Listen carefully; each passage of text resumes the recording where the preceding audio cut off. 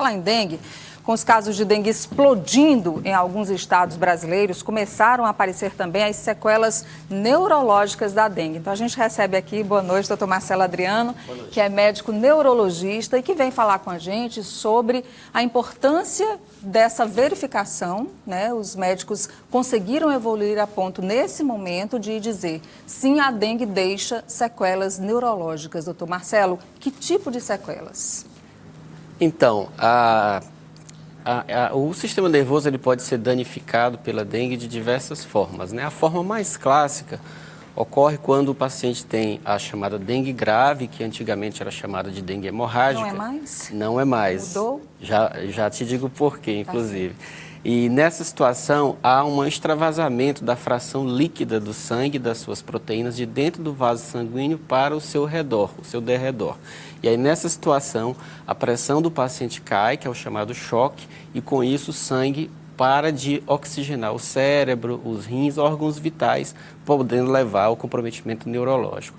Além disso, como ocorre também um distúrbio da coagulação do sangue, especialmente pela queda das plaquetas, é comum acontecer também sangramentos dentro do tecido cerebral na vigência de formas graves de dengue. Que era a famosa dengue hemorrágica que a gente conhecia, é isso? Isso.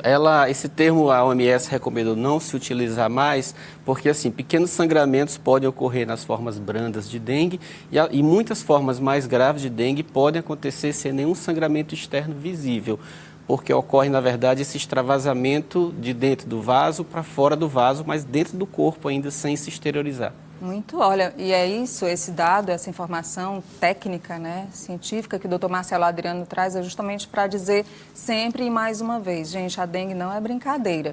E a gente tem esse aspecto, então, do adoecimento neurológico, doutor Marcelo, com algumas descrições de pacientes que perderam, inclusive, movimentos das pernas.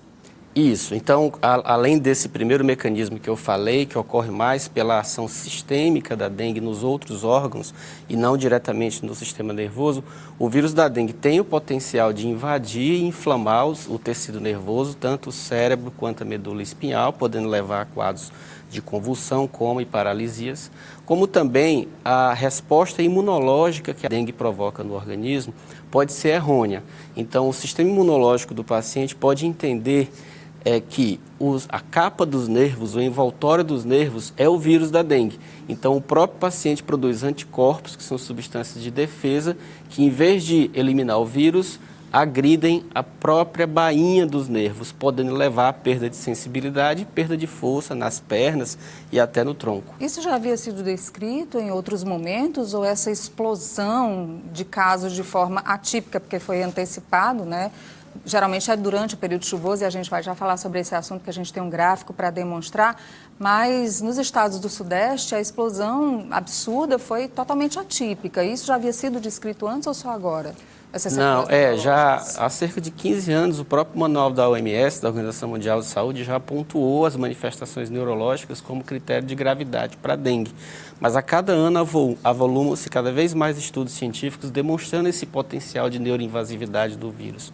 E que, inclusive, ele pode ser um pouco diferente dependendo do sorotipo. Para que nós temos 4 sorotipos de dengue, então, de 1 a 4, e parece que o 2 e o 3, que são, inclusive, os que foram detectados no Piauí, são os mais propensos a agredir o sistema nervoso. Inclusive, o doutor Marcelo Adriano faz parte também, como eu dizia, da Secretaria Estadual de Saúde, acompanha aí com a doutora Amélia também diuturnamente esses casos que são registrados no nosso estado. É certeza que temos notificação, não é? Subnotificação, doutor Marcelo.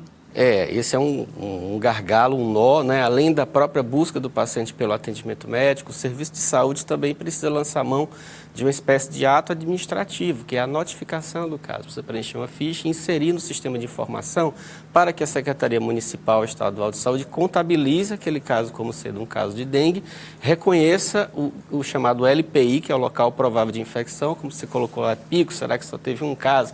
Então, na notificação vai constar onde o paciente mora, para saber as cidades em que o vírus está mais circulando.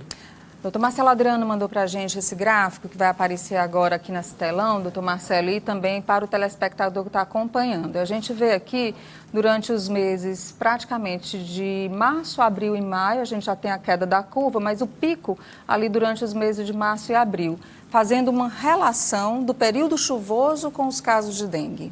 Exato. Então, naquele gráfico, nas colunas, né, cinzas, a gente tem o índice pluviométrico do estado do Piauí, a pluviosidade, as chuvas. Na curva preta, contínua, nós temos as notificações de dengue naquele ano. E na curvinha pontilhada embaixo, nós temos os casos de síndrome de Guillain-Barré. Então, existe uma sequência entre chover, aparecer mais dengue e semanas ou meses depois aparecerem mais casos de síndrome de Guillain-Barré. Justamente por aquele mecanismo que eu te falei.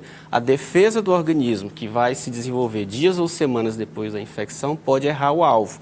E, em vez de eliminar o vírus, agredir os nervos periféricos. Eu queria agradecer ao Dr. Marcelo Adriano, que é médico neurologista, por essa conversa esclarecedora para a gente aqui do Jornal Cidade Verde. Dr. Marcelo, muito obrigada e boa sorte sempre lá nos estudos. Tá bem, eu que agradeço. Boa noite. Dr. Marcelo, só sabia que o Brasil aparece numa posição nada favorável no ranking The Mental State of the World, que mapeia a qualidade da saúde mental ao redor do mundo? Informação que eu queria trazer para você. Do total de 71 países inclusos, o Brasil aparece na 4ª posição entre os piores, com a nota 53 de um total de 110. O Brasil supera apenas a África do Sul, o Reino Unido, o Uzbequistão e empata com o Tajiquistão. Está todo mundo adoecido, doutor Marcelo, que é neurologista, ajuda também a entender um pouco essa situação, né? É verdade. Complicado. Obrigada mais uma vez. Boa noite. Com licença, que eu preciso ali falar com o Francisco, tá certo, doutor Marcelo? Tá, Olha. legal.